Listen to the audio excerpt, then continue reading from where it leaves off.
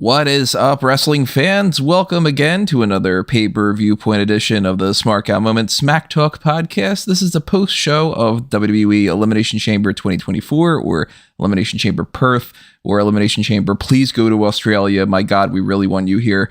That's basically the message that they were giving here. I am your host, as always, Tony Mango, joined as always by Callum Wiggins. Hello there. So, we just got done watching this show that ran from 4 in the morning until it's 8:30 in the morning. What time is it over there? It's currently about just gone 1:30 in the afternoon. So you got a full night's rest. Oh, yeah. I got about maybe 2 hours of like interrupted sleep, which part of it involved like Dolph Ziggler being mad at me in a dream. I don't know why that was the thing that I had, but I'm getting a weird glare going on here with these glasses. I'm going to take them off.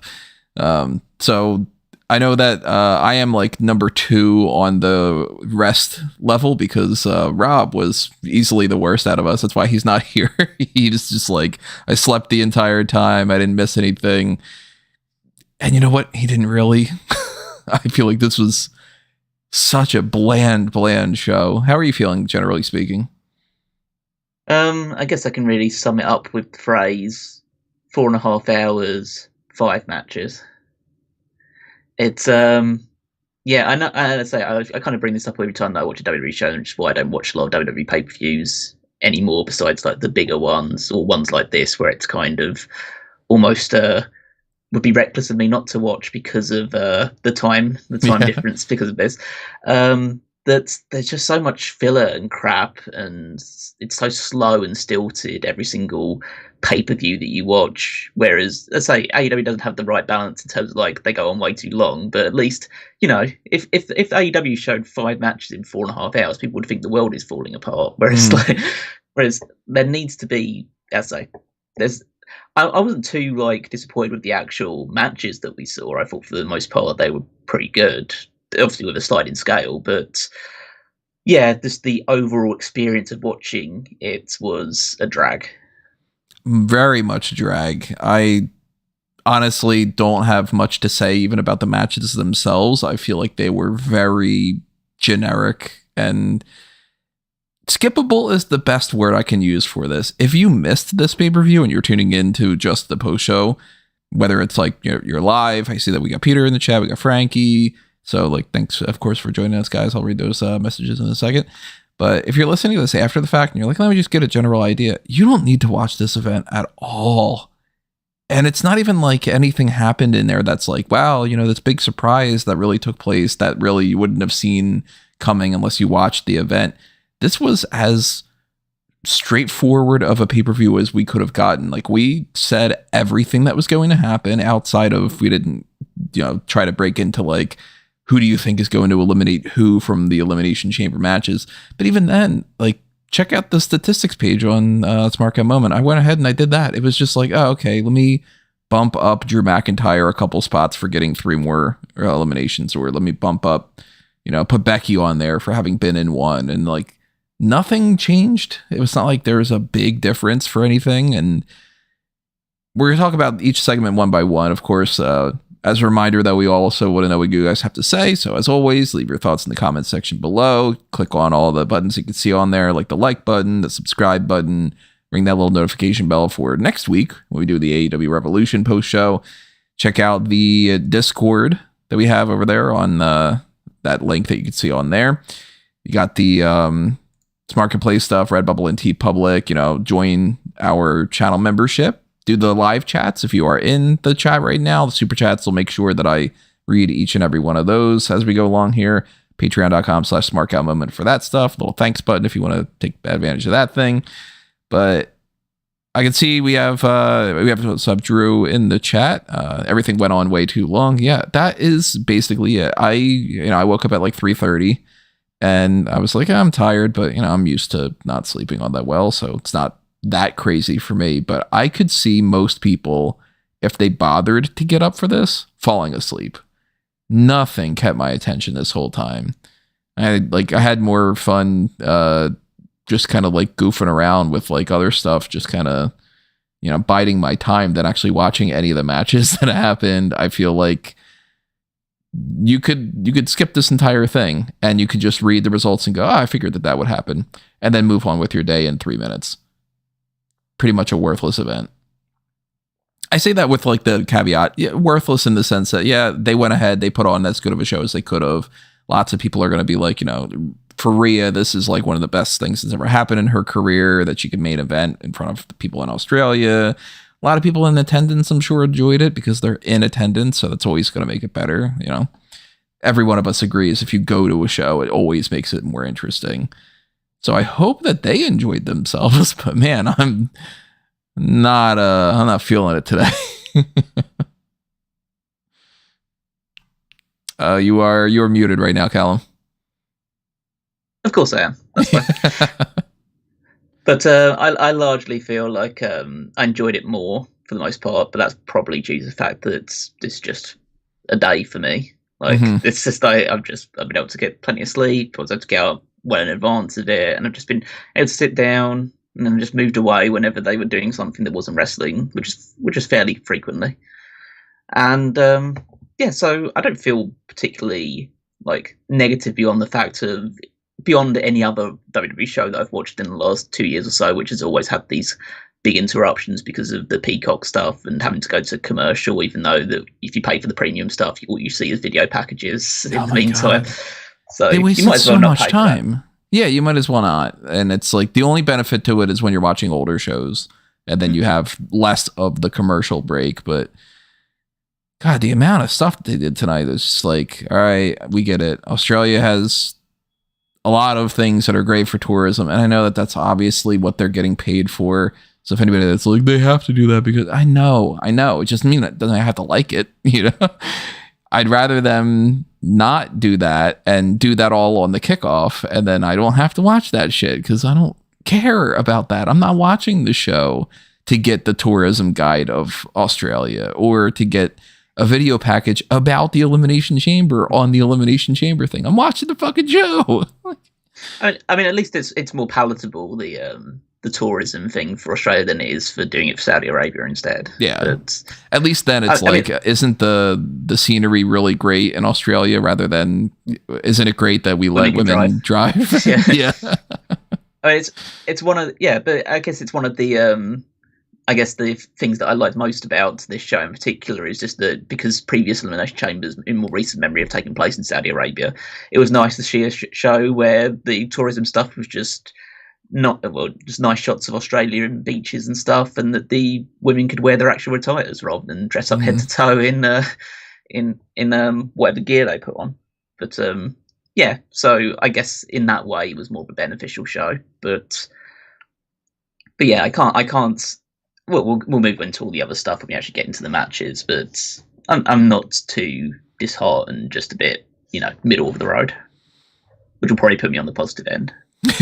You're gonna by default be the more positive of the two of us, at least for this edition. But most of the people in the chat kind of echoing the same ideas, about it being sort of like blah.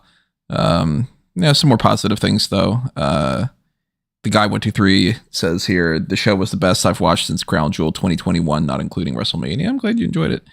The Liv stands are distraught right now. Yeah, they're definitely upset. But the first match of the show was an impromptu sort of thing that they didn't really announce too far in advance. We talked about it on the hot tags, but there was the women's tag team title match, Kabuki Warriors against Candice LeRae and Indi Hartwell. And that was just a match. Kabuki Warriors retained. I have not a single note about this whatsoever. Yeah, it was your typical house show type of tag team match. I thought the psychology was good. They did a good job of delaying the hot tag into Indi Hartwell when the crowd had gone excited about it. And then when Indi did get in, she ran wild for a little while, totally fine. And then Candice was end up eating the pin from the insane elbow. Yeah, it was what you'd imagine that they would do on any house show in Nantucket or something. Nantucket out of all the things to tell. Yeah. But I mean, I know the idea about putting this match together about getting Indi Hartwell on the show, which is totally fine. Could they not have won a match on Raw? Right. Before, like, surely you knew you've been going to Australia for months. Like, surely you could have just had, if you're going to have them put on this impromptu match for the tag team titles, just have them win a match. Because have they actually won a match in the last 2-3 months? I thought I can remember at least.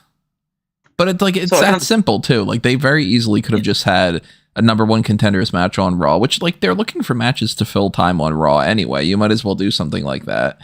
Put them up against Shayna and Zoe, or against Katana and Kaden, or somebody, I don't know, whoever cares. And just have them win and then go like, oh, look at that. Look, you can look forward to them being on the show. They'll be on the kickoff, which kind of implies that they didn't plan to do this until like Wednesday or Thursday or so. And then they were like, oh shit, we should, maybe put them on the card. Which they had to put everyone in that Elimination Chamber Battle Royal. So they couldn't put any women on any other matches to qualify. Yeah, they couldn't have just taken those four out. They can't do it on SmackDown because they're Raw people, and you don't see Raw people on the SmackDown show. You see SmackDown people on Raw, and then you do that whole thing too. And then the brand split's a very hard brand split, and then let's immediately ignore that and not do that for the next 9 months. For anybody's wondering, by the way, Bronson Reed, the reason why he wasn't on the show is the reason that he said was also the reason that he wasn't on the show. Like, him not being on there, the rumor was that his wife was expected to be giving birth very soon, so he was going to stick around for that. And he flat out denied that. And then he's like, oh, by the way, the reason I wasn't on here is because my wife gave birth. It's another one of those things where it's like, what's the needless, don't believe everything you read online because it's not true. Oh, yeah, it actually is completely true. Why didn't he just say, yeah, that's happening or something? I think it's really strange, but at least that's why he wasn't on the card. It's for the best reason. So congrats to Bronson Reed. And I don't know her name, his wife. That's awesome news. The best possible reason to not be on the show. He's got a kid now. It's great. I'm just looking now at Indi Hartwell's record on cage match. She's won one match on Raw since Raw or NXT since her last title defense of the NXT Women's title. Who was it against? It was her and Candice against Chelsea Green and Piper Niven on the 15th of January. Well, that's as much of an indicator of being the number one contenders as possibly be, right? Yeah, it doesn't matter that the week after they lost to Shayna Baszler and Zoe Stark in a tag team match. Yeah, very easily could have just done a number one contenders match or something, and I don't know why they don't bother to do that. It's not even that. It's the case of, like, they had that match with Shayna Baszler and Zoe Stark and lost. They haven't had a tag team match since that match.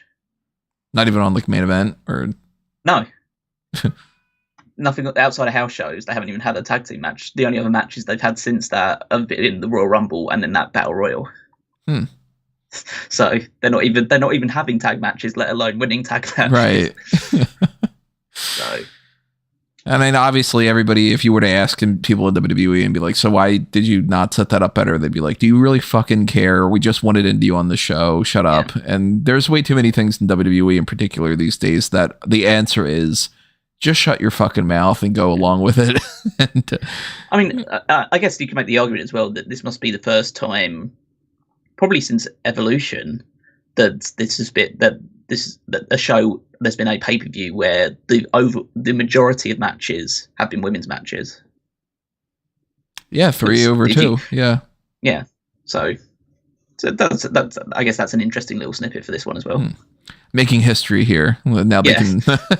Now they're gonna throw that into another statistics machine. Which, by the way, I am convinced that whether it's Michael Cole himself, or it's Corey Graves, or it's, as Rob was like, oh, maybe they're interns or something, I am dead set that they went on my Elimination Chamber statistics page. Those fuckers didn't know that information, didn't do that research themselves. I want to shout out, goddamn it.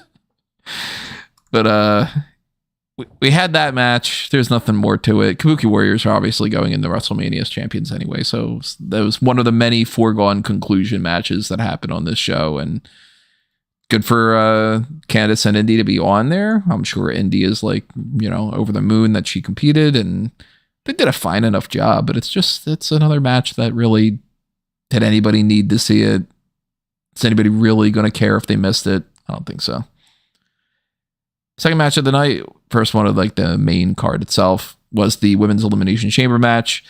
Entrance, for anybody who's curious about that, Raquel, Bianca, Tiffany, Liv. That meant that we were starting off with Naomi and Becky Lynch.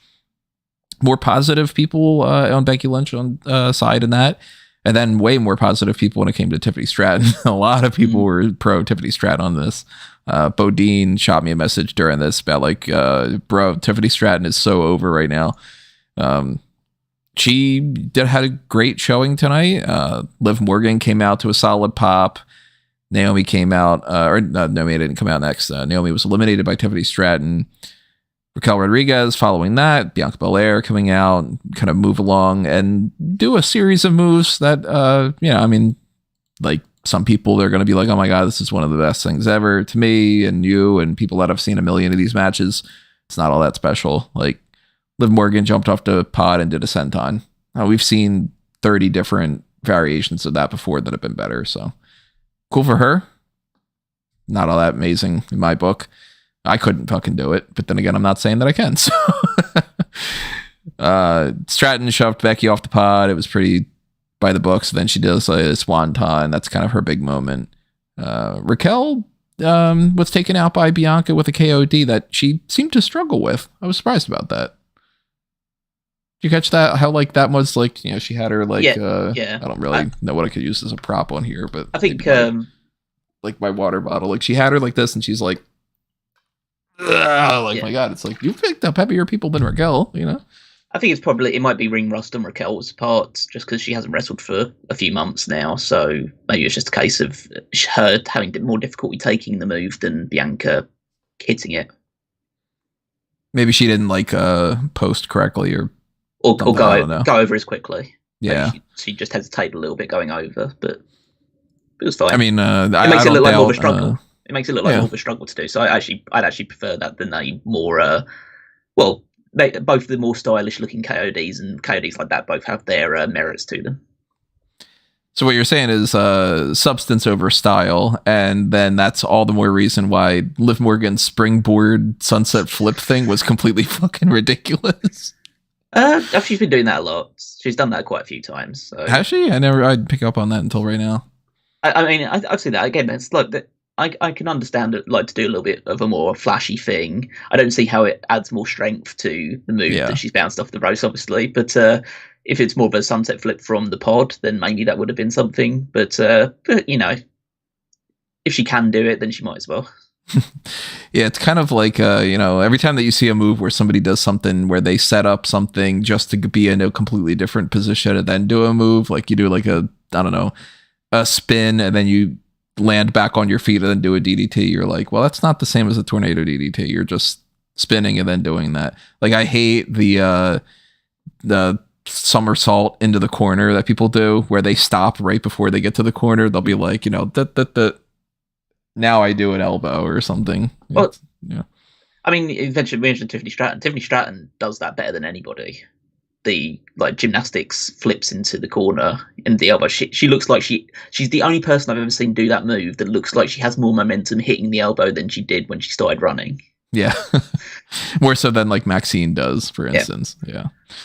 But she was great in this. She did a couple of spots here and there, and the fans were really, really digging her. So she came out of this looking, I think, like the best out of all of them. Yeah, she was incredible in this match, and like the crowd was, let's say, chanting for Tiffy time and all of this stuff, and did a big swanton dive off the top of the pod onto loads of people on the floor. It was, she was the absolute MVP and star of this match. I tell you one thing, if she doesn't win a world title before Jade Cargill does, then they'd fuck this up royally. Not that I'd say Jade Cargill came out in the Royal Rumble and was the star of that match, but Tiffany is a complete package already. She's only been on the main roster for a month or so. She's already, I think, better than 3/4 of the roster in ring and in overness. So I think that she needs to be having a big match at WrestleMania. I don't think she should just be slotted into just a random Franken team for the tag team titles, 4-way, 3-way, whatever they would end up doing for that. I think she should be facing Bianca at WrestleMania. There's a good chance that she is. I mean, they kind of hinted at that as a possibility a couple weeks ago on SmackDown. They haven't done anything at all to hint at Jade I mean, not only that, I don't think that she should just be facing Bianca. She should be beating Bianca at WrestleMania. I'd be okay with it. Just because that's a way to firmly establish her in the upper echelon. I'm not saying that like she would then immediately win the world title the week afterwards, but she's on SmackDown. The likelihood is that Bayley is going to be the next women's champion on SmackDown. So it kind of makes sense to me that Tiffany would be the next one down the road if she continues on this trajectory. And having her beat Bianca, or maybe just engage in a long-term feud with Bianca, maybe not even necessarily beat her at WrestleMania, in case you want to keep that Bianca winning streak alive, but then you follow that up with another match at Backlash or whatever the next pay-per-view will be. And then Tiffany wins that, and maybe you do like a best of 3 series. Then following that, she's primed and ready to take on Bayley. I'd say this match and just anything that I've seen of her since she came up to SmackDown and in her final days in NXT with the stuff that the match that she was having with Becky Lynch, she's going to be a top star for WWE moving forward. And clearly, with this indication, she could actually be a top babyface as well. Yeah, if they pull the right strings and they make her character go in the right direction, they can certainly pull that off. Or maybe she's just over in Australia as a babyface. But they'll go back to there one day. But yeah, I think that she stole the show in this. And after she was eliminated by Liv Morgan, not only that make Liv Morgan the biggest heel in the match, but it also, I think that sucked a lot of the energy out of the match for a while. And then it's like they ended everything with, I mean, arguably the 3 people that people assumed would have the biggest chances of winning this. So I get where they're going there, but the way that this ended was just sort of rushed. Like Belair gets eliminated by Morgan with like a roll up kind of thing. And then immediately afterward, Morgan gets the manhandle slam and gets pinned by Becky. And it felt more to me like they were probably going for the idea of like, oh, it's like totally chaotic and Becky capitalized. But to me, it seemed like they were like, fuck, we're running out of time. Can you guys just wrap it up? And I didn't like the end of that at all. I don't think anything on the show, they said, hurry up, we're running out of time. So I can't really go with that indication. But I kind of quite liked the final sequence where all 3 of them are going at each other. Quite like the fact that they catch Bianca with the flash pin because they are still trying to keep her protected. That feels to me like a way that Cena would get eliminated from this type of matches. So it made sense that Liv just managed to get a sneak roll up on her, and then Becky immediately is able to connect with Liv. I thought that the finish worked pretty well. I'd say like overall, this is my match of the night, and I think this is the best women's elimination chamber by a considerable margin. I don't remember them off the top of my head to be able to compare, but. Well, no, but I remember this one. I remember this one being good. So I think I remember I remember. You remember this one that just happened? Well, I remember the first one being okay, but it was like that was too focused on like the Bayley and Sasha going up against each other, like, and then allowing Alexa to win.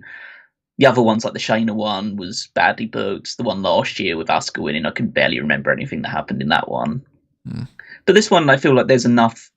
If for nothing else, I remember Tiffany Stratton's performance in this match, and that makes it feels like this match elevated somebody, took someone to the was something of a star-making performance, and it ended up with the result that we all expected, with Becky Lynch winning. So she's going to be fighting whoever won the main event of this show. If you didn't already know who would have won that, we'll talk about that a little bit later. But this was, foregone conclusion number 2. I'd say the one thing at this match that I was a little bit had raised my eyebrow about was how quickly Naomi was eliminated.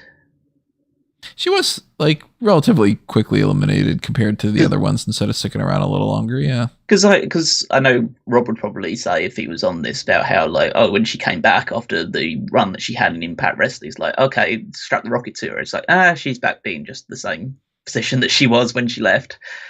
Only now she's got slightly different music, and people can always say that, oh, remember all that fun that she had at Impact whenever she gets pushed for a week or 2 and then loses. She's definitely not in the position of being like, she could win the world championship at any moment. No, she's exactly where she was before. Yeah, she doesn't feel like she's been positioned for anything significant at WrestleMania yet, unless I presume that she's going to just find some kind of partner, be thrown together in some team. I could see her and Bianca teaming up if they don't go with Bianca and Tiffany, or they'll find someone else for her to tag with and fight for the tag titles.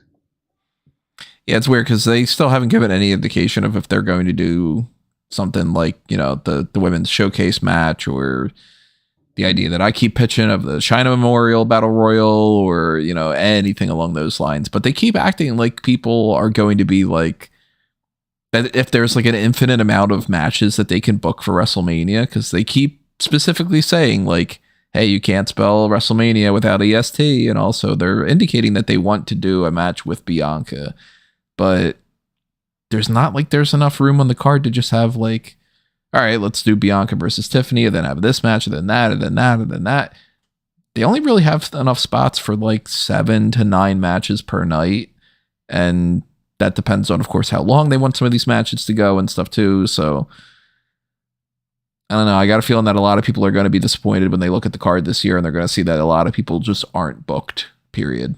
And, obviously people like Liv Morgan, huge amount of fans.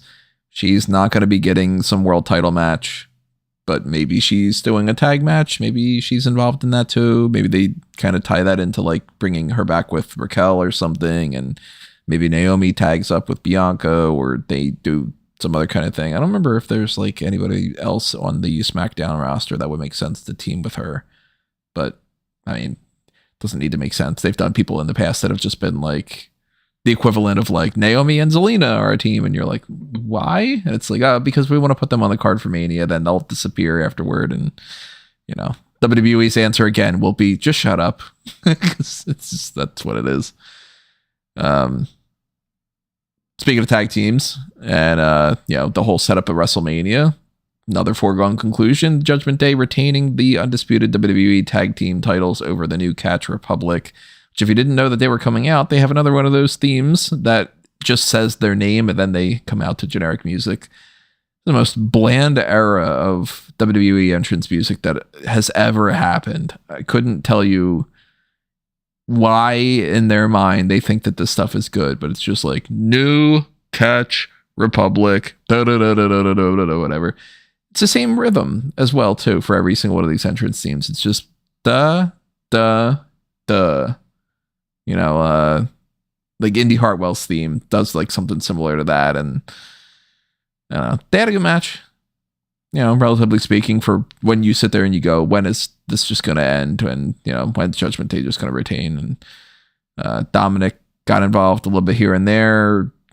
Bate got some really good particular pops with like his whole spinning thing where he put I think it was Damian Priest on his back and he was spinning him around. Good spots like that and stuff. But again, nothing that you really need to go back and check out. If you missed it, I don't think you missed much. It's not going to be some match of the year candidate or anything.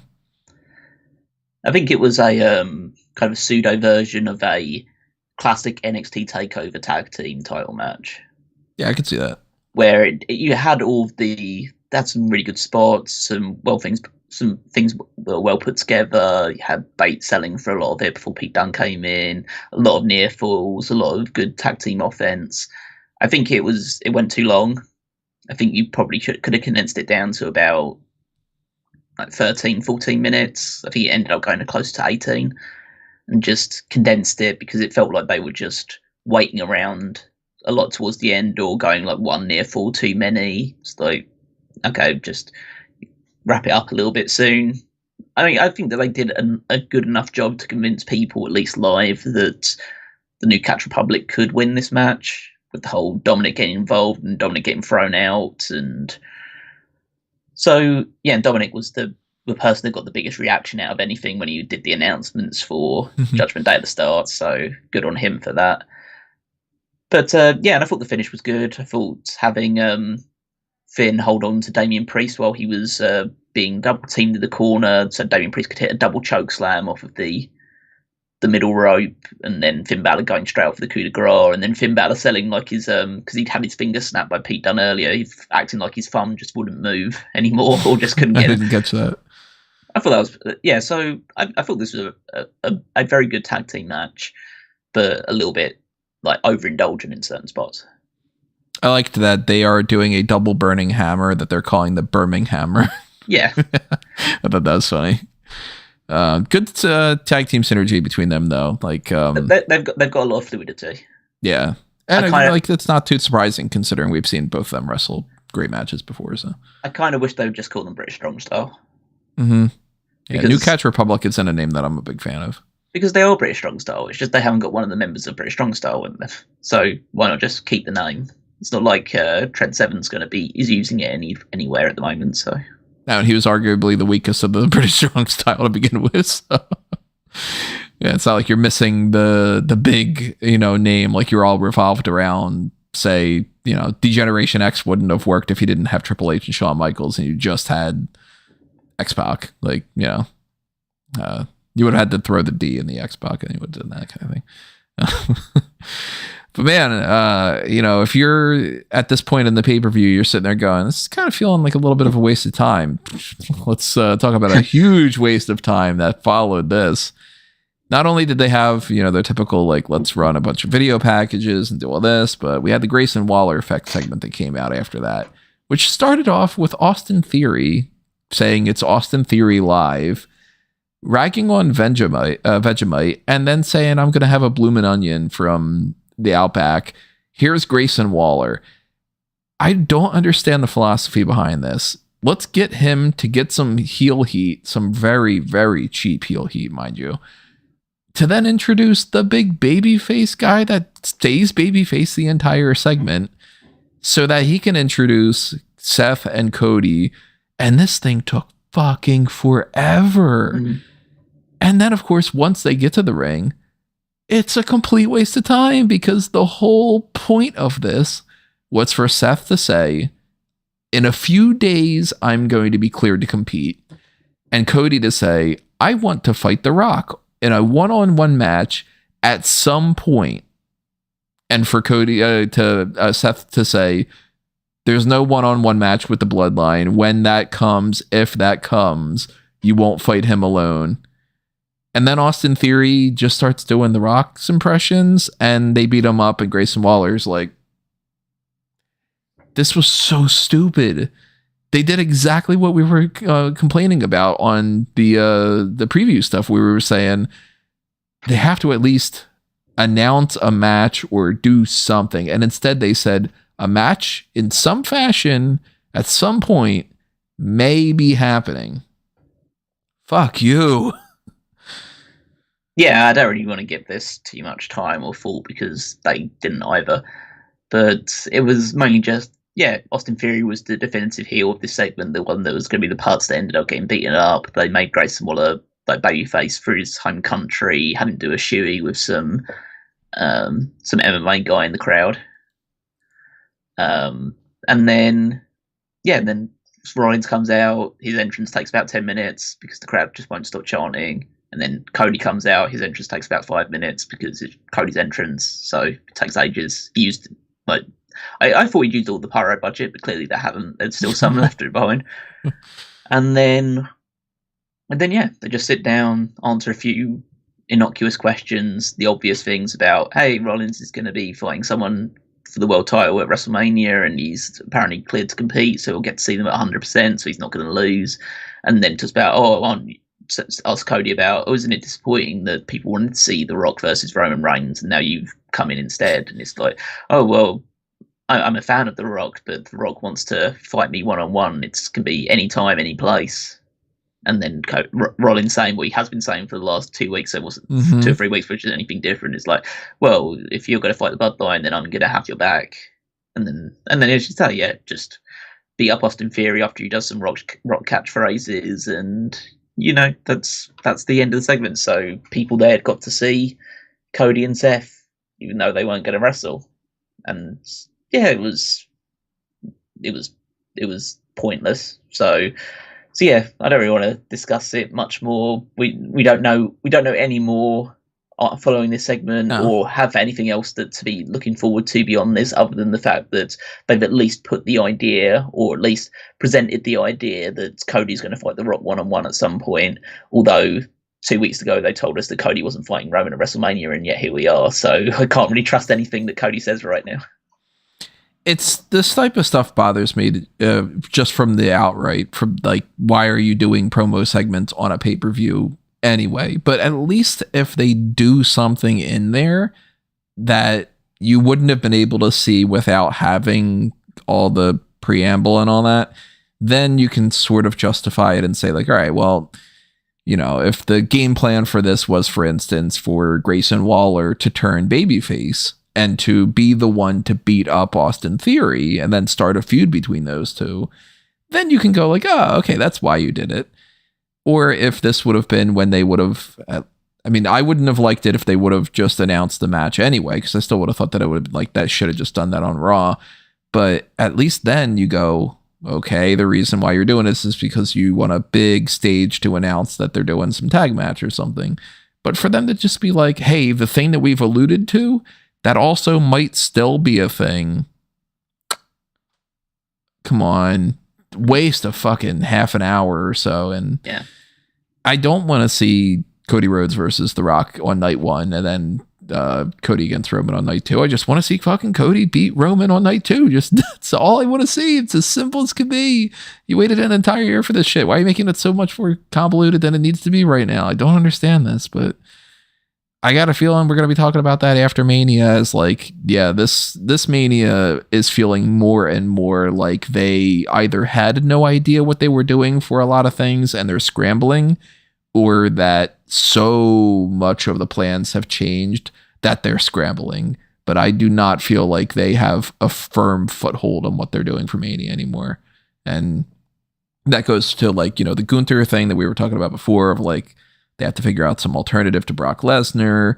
The stuff that they did seem to have in advance, like Becky and Rhea, are like, all right, that's playing out the way that we kind of expected. But a lot of this is just like, man, can we just fucking skip until April? Like, March is going to be a slog to get through if this is how we're getting there.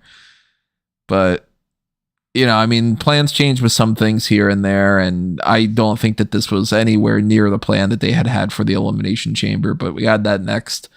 The men's Elimination Chamber match. Pods are Kevin Owens, Bobby Lashley, Logan Paul, Randy Orton. Means we're starting off with Drew McIntyre and LA Knight, which very quickly turns into a CM Punk chant, which didn't go out throughout the rest of the night. So I'm, you know, kind of happy that they didn't just hijack that, but definitely Punk was supposed to be a big part of this event. Owens is out next. Bobby Lashley's out next. Randy Orton's the third one. And then very quickly, Randy Orton takes a bump to his back. And for the entire rest of the match, he spends a good 80 to 90% of it laying down away from everybody else. And I was just like, shit, his back is injured. I think I was pretty confident that he was just selling it very well, mainly due to the fact that I just don't think that Orton wants to be wrestling for like 20-30 minutes plus in his current state. And then also mainly due to the fact that if his back was injured, they would have got him out of there. Like, I don't think they would have risked it if they thought that he was actually injured. I hope that it's the case that he was just selling this really well. And I saw people tweeting out like, oh, is he trying to pull a Hangman? You know? I doubt he would have hit like 3 or 4 RKOs if his back was actually injured. So I think that we're pretty safe. And there's a good chance that he is just perfectly fine and he was over just selling this. There's also a little bit of a chance that maybe he did land weird and he was like, fuck, man, this like isn't feeling great. And then kind of worked itself through and just powered through it. And maybe it's just kind of like landed a little bit awkwardly, and throughout the rest of the match, he was maybe feeling a little bit better or something. But I'll wait and see until Dave Meltzer says that he did suffer a broken back, and then Sean Ross Sapp says that no, actually he's totally fine behind the scenes. Maybe Meltzer will look at an image of Orton and Cena from a past WrestleMania and say, that's what the plan is for Mania going forward. I saw there's a stupid account online that mimics Sid Vicious. Like that is claiming to be Sid Vicious, even though it's not Sid Vicious, and everyone knows that it's not Sid being on Twitter. But him just putting a photo of Sid and The Undertaker from WrestleMania 13 on there, and then saying that Meltzer thinks this is the main event for WrestleMania 40. Not my favorite WrestleMania main event. Yeah, despite Undertaker winning the title there, I'll say that. But he shit his pants. I mean, that bumps it up a little bit, but it's not like it's Alberto Del Rio shitting his pants in white trunks. Then that skyrockets. But what's Peter saying here? You forgot to mention the fans flipping off Dom and the screen went black. I forgot that was. The screen did go black for 10 seconds. Yeah, I was wondering what that was about. But yeah, there was something in this match as well because so when Logan comes in, and I would just say that prior to this, until Logan came in the ring, this was so boring. This is such a pedestrian match. And then Logan comes in and it kind of explodes a little bit with him and Owens going after each other. And then Lashley spears Logan into the pod. Which Corey Graves like, he's dead. It's like, okay, come on, relax a little bit. But then the sound has to cut away for about 5 seconds because Bobby Lashley's just saying, fucking hell, that fucking hurt. So they had to cut away from that for a little while. And he was selling his elbow throughout the entire thing as well. So there was a lot of selling in this match, which is good because I'd rather people sell their injuries or sell the pain of a match. It's kind of hard to consider the Elimination Chamber being this wanton land of destruction when the countdown numbers have Slim Jims in them. And they screwed it up too. It ended up being at one point it was supposed to be counting down from 10 and it went 4, 3, 2 Slim Jims and then something else whatever. No, because the Slim Jims were always number ones, so it wasn't 4, 3, 2, 1. It was 14 and the Slim Jim was the one. Yeah. That's what I thought originally, because I thought, the countdown hasn't gone off on 0, but it was actually the Slim Jim was just number 1 at the start. That's so stupid. I haven't had Slim Jim in I don't know how many years. I had 2 in my entire life, mostly when I was a kid. But I might have to. For real crossover, they should have made the chains out of Slim Jim. That would have been a little bit more interesting going through here. Then that would have also made it a little bit easier for AJ Styles to come in. Maybe would have just chomped through. And did you see their overalls in 2K24? Oh yeah, they put over the chambers when they were doing the lights over the top of them. It showed what their overall rating is in 2K24. Oh, they had the little thing in the corner. That's I thought you were talking about overalls, the clothing. No, I was like, I don't remember that happening. So I think if my memory serves me correct, I think Randy Orton was rated at 91, Lashley at 90 or 89 or something. I think Kevin Owens was 86. Logan Paul was somewhere in the 80s as well. I think that LA Knight's an 83, if I remember correctly. I don't know if he saw his one. At least if we did, it would have been during his entrance because obviously he wasn't in a pod, so we didn't see that throughout. But yeah, as soon as Logan came in, the match kind of picked up a little bit. But then you had so Lashley was the first one eliminated by you got Claymore on the grates or the outside padding, and then came in, had a bit of a scuffle with LA Knight, and then got another Claymore in the face and got pinned. So everybody knows that if you take a Claymore on a different surface, it hurts more. Yeah, exactly. So, yeah. It's the same as when Randy Orton hits an RKO and you're on the commentary table. Despite the fact that he lands on the table, it hurts more for your neck. Okay, sure. And then then it's kind of it was. I thought it was weird because then I saw Lashley go over to a different corner from where the door was. I thought, why is he waiting over there for that long? And then you have LA Knight going through. I think he hits Randy Orton with the blunt force trauma, and then he's going to hit that with hit Drew McIntyre with it. It looks like he's going to pin him, but then we realise, they've been waiting to get Lashley out there because AJ Styles was coming in with a steel chair, and now it's 100% confirmed this could be AJ Styles versus LA Knight at WrestleMania. Which is it's weird that that's going to be a dedicated singles match in my mind. And it doesn't seem as much like it's going to be the multi-man ladder match that we were talking about as a thing. We'll talk about more of that in a minute. But yeah, it's okay, they've been kind of feuding for a while now, and that's it. It's just LA Knight versus AJ Styles in a match for the sake of it. Well, I guess you can argue they have been building it up since before the Royal Rumble. So even though they were part of that WWE Championship match, ever since then it has been largely focused between those two, because when AJ came back from his hiatus, the first person that he attacked was LA Knight. So I guess the argument is that they have been building this for several months, even if it doesn't feel like it as much. And I guess LA Knight does deserve a singles attraction at the show, even though it won't be a title match. In a way, it's kind of maybe a bigger deal for him to go one-on-one with AJ Styles at WrestleMania than to be part of a 6-way ladder match for the Intercontinental title, which he might not win, or the US title that he might not win. It kind of depends on what their plans are for going forward, because if it's just LA Knight versus AJ Styles, there's nothing on the line, they have a match. Aren't you guys excited that LA Knight won a match at WrestleMania? I think that's kind of lame, and then that kind of forecasts that they don't really want to push him, you know? I think it's their job to make people interested in the match as a blood feud as opposed to a title match. So I think beating AJ Styles at WrestleMania, if they put enough interest into the feud and they make the feud feel meaningful enough, is not akin to winning a title match, but it feels like a next step in LA Knight's progression, if that's the case. It's better than him being in the Andre the Giant Battle Royal. Or yeah, exactly. Like yeah. I mean, even winning the Andre the Giant Memorial Battle Royal wouldn't really mean all that much, because we've seen over the years that if you win it, it doesn't mean jack shit. You know, immediately afterward, people just stop being on TV and stuff. So, but instead, it seems like we're getting Randy Orton versus LA Knight, because following some of this, Logan Paul. Because Lashley gets taken out. They do the whole thing with AJ Styles coming in. LA Knight gets pinned by Drew McIntyre. Kevin Owens just gets pinned by Randy Orton, which, even though he's like very adamantly feuding with Logan Paul right now, he just gets pinned by Randy Orton.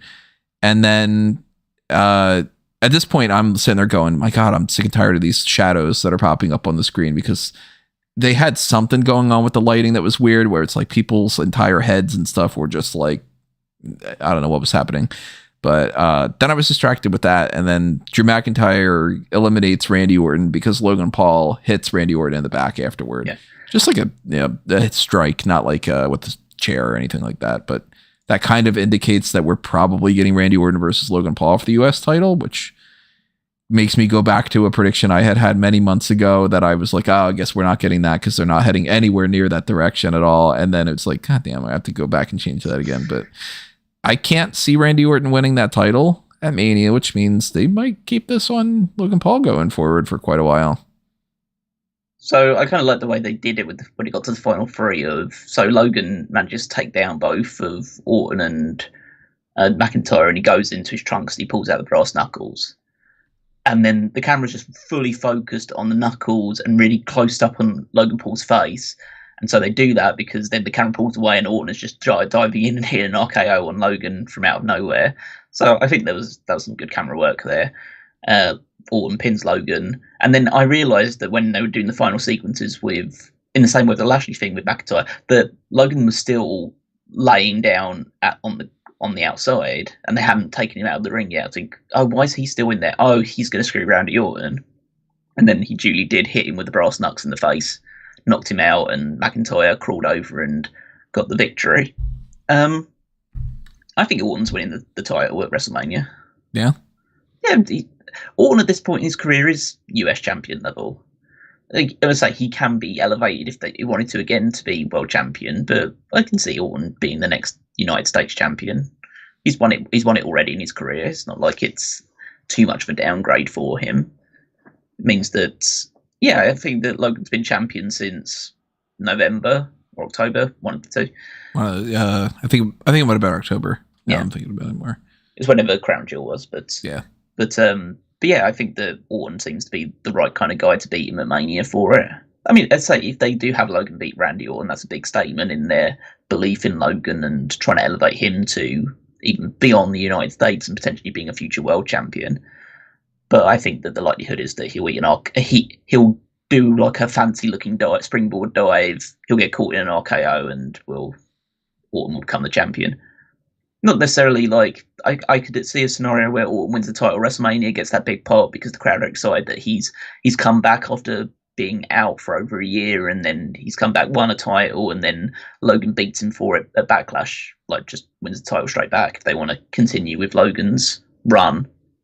But yeah, I think it feels like a big time match, like Randy Orton, one of the most decorated guys in WWE's history, against the social media superstar in Logan Paul. So, yeah, that's for me. That now feels like you have to make that a singles match. You don't want to conflate it with 2 or 3 other people in the match, even though I'd say I don't know what that necessarily means for whatever Kevin Owens is doing at WrestleMania. Yeah, it kind of seems like they're going to just push Owens completely out of the mix, which is like kind of shitty because not only was like, Kevin Owens one of those guys that like, if we get like Kevin Owens and Sami Zayn main evented night 1 of last year, and then both of them are like not even basically on the card this year, that's going to be really weird. But it doesn't seem like that would make sense to have like Randy Orton versus Logan Paul versus LA Knight versus AJ Styles versus Grayson Waller versus Kevin Owens or like any of that kind of thing. That's way too complicated. It's just going to be Orton versus Logan Paul. And then everyone else, I guess, is just going to kind of figure something else out or just be in the Andre, which that sucks for, people like Kevin Owens. And I'm starting to think that because even though the likelihood is it's going to be Gunther versus Sami Zayn for the Intercontinental title now, after all that change has happened, I could see a scenario where they decide to just go, let's just do Sami Zayn versus Kevin Owens. Again, just like put those against each other again for... Because it's never happened at WrestleMania, right, has it? It might have done. They fought so many times. They teamed at Mania twice. Yeah. Because it was sent it to 2 of them against... Miz and Shane. Shane and Bryan. Shane and Bryan. Yeah. That was Bryan's return match from his his retirement. But yeah, I think that they might decide that they're both like looking at it because Zayn's on a losing streak and Owens seems to have lost out on the opportunity to fight Logan Paul. Or you have Owens versus Logan Paul in a rematch for the title on SmackDown and he comes up short on that one. And then they both just you could have a shot of them just like sitting together backstage somewhere on even an episode of Raw or an episode of SmackDown. They basically just look at each other and say, should we fight a match? How about match? Yeah, match. And they go, yeah. And then you literally don't do any other build other than just them saying, should we do it? Yeah, let's do it. and then it's just announced that they're going to fight each other at WrestleMania and they just have the next chapter in there. Friendship, rivalry, all that other stuff at WrestleMania. I feel like I'd be disappointed if they do that, to be honest, because I don't like when they do that for regular pay-per-views, let alone for Mania. If they just go like, "Don't you guys just want to do this match for the sake of it? We have nothing else in mind." Like, I always feel like if you run into a situation where they've got like problems with the card, that they still need to go through and do their due diligence to like make everything as good as they possibly can. And I don't really get the sense that that's entirely the case. What's going to happen a lot with this year. I'd personally find that quite fun if they did that. It'd be one of the funniest builds to a match ever. Would just be them just staring at each other going, yeah, let's do it. Well, I mean, the weird thing about it is it's not like we haven't seen that because there's been so many people over the past like 3 years in particular where their build to the WrestleMania match was, I don't have a match at WrestleMania. I need to do something for the sake of doing something. And then, it's been like Seth Rollins. It's been like John Cena, where they're just like, man, I got nothing. And then you're like, wow, you're just this is the writers speaking for, like when you watch TV shows and it's like a character will lampshade something. Lampshade's one of those writers' terms for anybody who doesn't know. Where they'll be like, that seems like it's very convenient. And then they like look at the audience kind of. It's like WWE just being like, we got fucking nothing. We got zilch for these people. So then they just move on and, but Logan Paul, Randy Orton at WrestleMania, I'm down to see that. And Drew McIntyre's got his match against Seth Rollins, who couldn't give a shit less about his World Heavyweight Championship because he's more interested in being Cody's buddy. And it was another match. It went down in history as a match. Yeah, I was far more disappointed with this match, though, was the women's match. Thought the women's definitely outshined this one. Yeah, this was as forgettable as could possibly be. Like, yeah, I don't think that by SummerSlam, people are remembering who's even in this match for the most part. And then we had our main event. Rhea Ripley beats Nia Jax. There you go. She did the Riptide. Once the bell rang, the match was like the biggest part of the match was over, other than the Riptide. The rest of it was just kind of a waste. I thought it was. I'd go so far to say good. Probably wouldn't go any further than that. But I think that like it was a very classic, like bigger wrestler versus smaller wrestler. You had some things with like Rhea Ripley going for like Hurricane Ranas. She hits a frog splash at some point into it. They make her look super strong with Nia Jax hitting a Samoan drop on the announce table that doesn't break, and then I was so worried because she decides I'm going to stand on top of this rickety chair with wheels that is just twisting around, and I'm going to dive onto Rhea Ripley, even though she's only like a foot away from me. I thought, oh, that chair's going to fall over while she's diving, and she's just going to go face first into the announce table. But she manages to get enough onto Rhea to put her through with an elbow drop, then throw back in, hit the Annihilator, and then you get a near fall with that. But yeah, let's say the whole point of this match was for Rhea to hit a superplex, then a kick to Nia's head, and then hit the Riptide and get the victory. So it was functionally what it needs to be. There was no botches, nothing obviously went wrong. So let's say I think it's a perfectly like adequate. A solid like 6 out of 10 match, which is probably the best that you can get out of. I'd say I don't think you can get any better match out of these two Probably going against each other. And even let's say like, so in that case, it's kind of a thumbs up because you can't ask for any more than those two. Then these two could put on together. But so yeah, I'd say for the most part it was adequate. It certainly wasn't my least favorite match of the night, but it was fine. They did a good enough job to justify why they had this match. And Nia is definitely, she's been better this run than she's ever been. I think. Yeah, she's definitely not trending towards worst wrestler of the year territory, which for her is a marked improvement. Upgrade. yeah.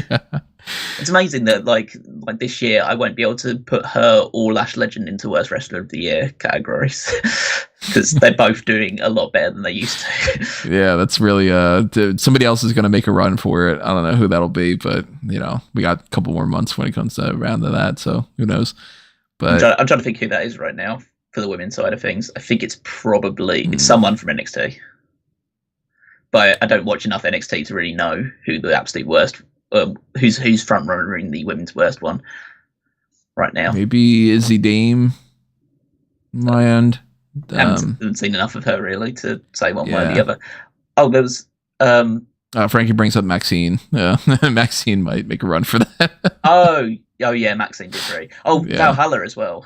Oh god, the only thing Valhalla seems to be able to do now is just tumble awkwardly to the outside. That's all she's ever been doing. Yeah, they might be front runnering it for me just because with NXT you know that they're not going to be very good at this point in time.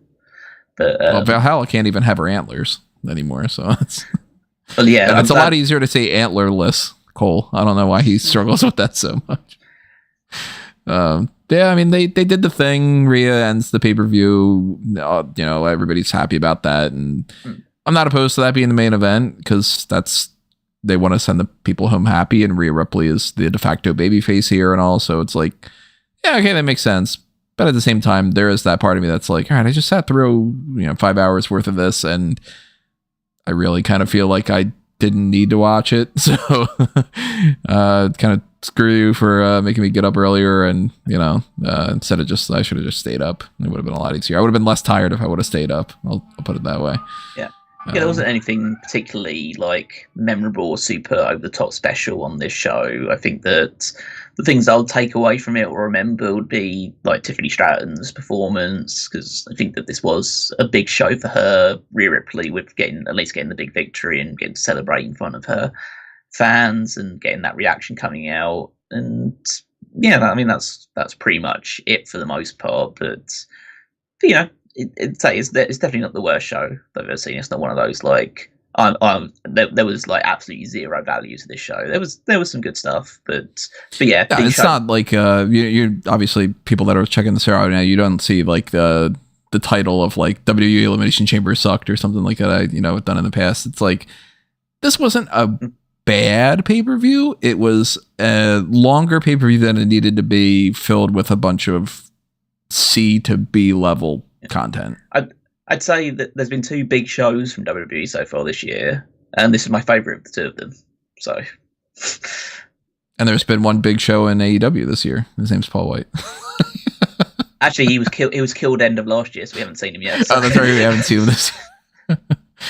Yeah, so I mean, Elimination Chamber is a B-level pay-per-view that could have been upgraded to an A- level pay-per-view for them being in Perth and making a big deal out of that. But at the same time, they decided to make this as run-of-the-mill as they pretty much could. And all of the things that, like, I wish that there would be that kind of transparency where, when Triple H and all them were doing the media and they were like, this is going to be like as good as WrestleMania or whatever, then you're like, you don't really think that though, right? Like you didn't look at this and you're not feeling that proud of it, are you? Because you did a show and things happened, and if you didn't see it, you didn't miss anything.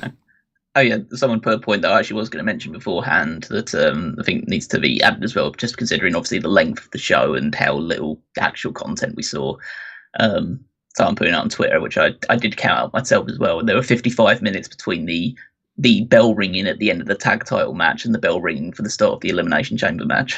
Men's Elimination Chamber match. 5 fucking minutes. I know. A full hour's worth of no wrestling. Nothing. Because it's not even like anything happened in that Grayson Waller thing. Yeah, exactly. Nothing happened in that hour. So, massive middle finger when it comes to that. Yeah. Tighten it up. End it after 3 hours. Mm-hmm. Stop putting us through this torture. Just don't have people on the card if that's the case. Like, or do something else. Do anything else. We mentioned before, like, why couldn't Cody have had like a tag match, or like, motherfuckers, why couldn't The Rock have had the match with Cody Rhodes here? That would have been a great thing for that. But we're in that lull where nothing is going to happen for the most part, other than like maybe one thing each episode of Raw and SmackDown over the course of the next couple of weeks. So we're going to be on that like trickle down time frame. And 6 weeks, baby. 6 weeks. The good and the bad comes with this, but I think the Elimination Chamber is one of those pay-per-views that at the end of the year I'm not going to write down as the worst. I'm not going to certainly write that down as one of the best. I don't think I'm going to have anything down best or worst from this year, except for maybe if I want to put that down as like that hour was kind of a waste. That would be my only real takeaway from it. I don't have anything else to say out there. This pay-per-view just ended the way that it was, and that's about it. Any other thoughts you have on this? No, I think we've pretty much covered it. We don't want to overstay our welcome like another they 55 did. Minutes. Yeah. Alrighty, everybody. Well, as always, let us know what you have to say. Comment section below. Send a tweet, whatever it might be, any kind of fashion that you want to chime in, Discord or Megamaniacs or something like that. Make sure that you are checking out the Smark and Play stuff that I mentioned before and the Discord. Make sure you are checking back that Darkcast that I had mentioned before and that we had done the 2 of them for this month. Check out fanboysanonymous.com as well for everything that's happening on that blue brand. Go to amangotree.com and you can see the Linktree stuff that's all up there. Smark Out Moment, Fanboys Anonymous, and other miscellaneous. I don't know why I just said and other as if I have like and other website. But that's up on there. And then of course you can follow me at Tony Mango, as you can see here. You can follow Callum at Wigmeister14 up on the screen.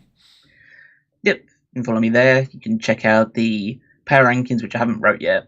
So I'll write them some point today, following up from the Elimination Chamber stuff to see how Elimination Chamber has affected their position on the power rankings. You can check that out there at smartcommo.com.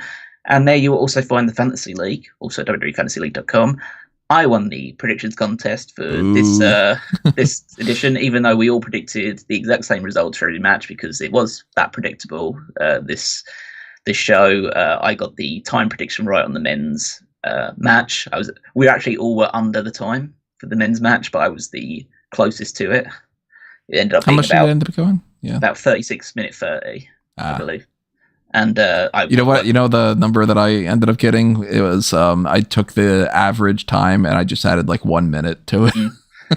I was like, maybe that's maybe that'll give you the edge, and no, they went way overboard. See, I took the time from the men's match from the 2021 Elimination Chamber, and I took a minute off of that. So different strategies. Yours worked out. Yeah. So it means that what that means for Fantasy League is that it means that I will be able to make 2 changes to my team between now and WrestleMania in the same way that Tony can. Rob can only do the one person changing because he's only won 1 prediction contest this entire year. So yeah, and as it stands right now, there's Rob has just got over. I think he's just broken through the 800 point barrier. Whereas how long ago was that for you and I? Probably Survivor Series time. And then me and Tony's currently sitting on about 1,170 points. I'm on 1,230 points. So there's about a 50-60 point difference, which can be made up at WrestleMania because there's double points at WrestleMania for all the matches and results there as well. So it's definitely not an insurmountable gap, and we'll see what these weeks have in store. But yeah, that's where it stands right now. So we'll see which one of us two is atop the rankings by the end of WrestleMania. And WrestleMania has proven to be extremely beneficial for points in the past. There's been, was it the past 3 years or the past 2 at the very least, that like it came down to WrestleMania making all the difference. And this time I have Cody Rhodes on my team. So the hope is that it doesn't go wrong this time. So there's a part of me that kind of wants it. Yeah. But I'll gladly take a loss in the fantasy league for Cody to just win that fucking title and just be done with this whole setup and preamble and all. But yeah, that's it for the Elimination Chamber, everybody. Thank you, of course, for tuning in. Thank you for joining us for the live show. For anybody that was able to join in live, or if you're listening after the fact, thanks for coming back afterward and clicking on the video and all. If you're listening to us on Amazon Music or Spotify or something like that, then, whatever fashion you are listening to, and that's greatly, greatly appreciated. So thank you for all your support in one way or another. And stay tuned to what's happening next week, because we got more pay-per-view stuff coming your way with the AEW Revolution talk. The next episode is going to be the predictions for that. Then we'll have another round of the hot tags. Then we'll do the post show on Sunday, I think it is. Saturday or Sunday, one of those two. Yeah. So yeah, if you're digging the Pay-Per-Viewpoint stuff, 2 more coming up your way, and then we'll start rolling into March, and we'll have the Superstar Score Sting most likely is going to be happening after that, and I don't know, probably another Mount Rushmore or something. And if you have any suggestions, drop them in the comments below. Let us know. If you want to make sure that we do something in particular, then the Pick Your Poison tier is the best way of doing that. But adios for now. This has been another Smark Out moment, and we are being counted out.